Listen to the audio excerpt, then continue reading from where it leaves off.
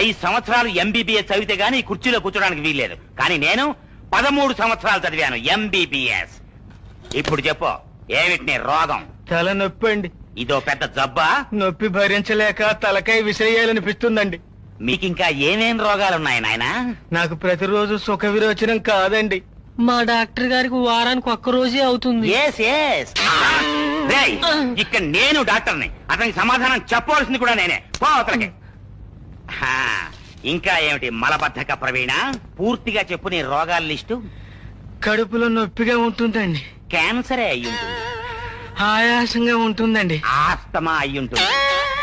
ఒళ్ళంతా నొప్పులండి. గుండెల్లో కూడా వస్తుందా నొప్పి? ఓ వస్తుందండి. ఇన్ని రోగాలతో నువ్వు సంవత్సరం క్రితమే చచ్చిపోవలసిన వాడివి. ఎలా బతుకున్నావన్నదే నా డౌట్. నా డౌట్ కూడా అదేనండి. నీకు పెళ్ళయిందా? అయ్యిందండి. నా రోగాలకు సేవలు చేసి చేసి నా భార్య కూడా చచ్చిపోయిందండి. నీకు వైద్యం చేసి చేసి నేను చచ్చిపోతానేమో.